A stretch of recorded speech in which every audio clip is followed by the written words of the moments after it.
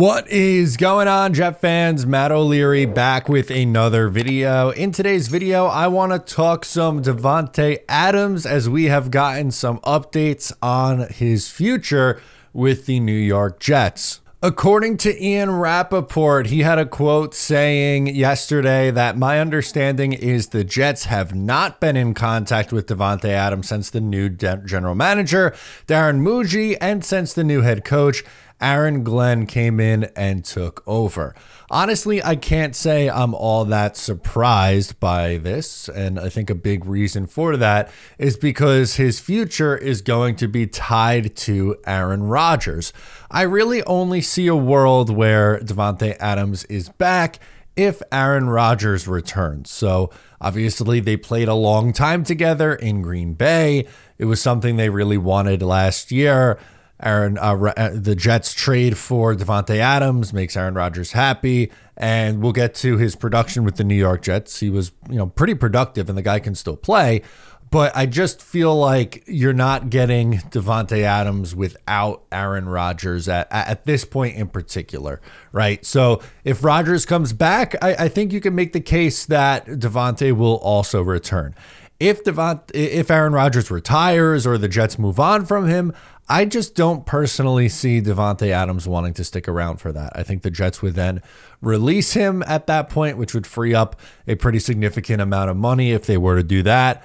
And I believe he would go to sign on with a team that maybe has a better chance of winning so he can get a Super Bowl before retiring. That's just my own personal thought. $35.6 million is Davante Adams' base salary in 2025. So if he does return, I think the New York Jets would have to redo his contract. And you can make the same case with Aaron Rodgers also. I think if both those guys are coming back, it would have to be on new contracts. Also, if you restructure just Davante Adams, we're not even getting to Aaron Rodgers at this point, but if you're restructuring Davante Adams, that could free up an additional $25.9 million in cap space that the New York Jets did not previously have. Yes, you can move on from pretty much the entirety of this contract if you were to just flat out cut him. But if you want Davante sticking around, you could free up essentially $26 million, which is a pretty big deal in the salary cap era, and especially with other moves that the New York Jets will have to make this offseason. So what kind of production did Davante Adams have with the New York Jets? He ended up playing 11 games. He had 67 catches for 854 yards and 7 touchdowns in those 11 games. He was targeted a lot in the red zone. The Davante Adams, Aaron Rodgers connection on the red zone fade routes were normally pretty good, and that's how the Jets were scoring a bunch of touchdowns. He did have 114 targets, which seems like an absurd number in just 11 games. So that is 10.4 targets per game. Look, I like Davante Adams. I think he was productive as a New York Jet. An issue that I had when he was here was it felt like the Jets offense was trying to force feed Davante Adams. I don't think that is a wise decision. Again, that's not saying anything against Davante. I still think he is a good player in the league. He might not be at his peak, which 5 years ago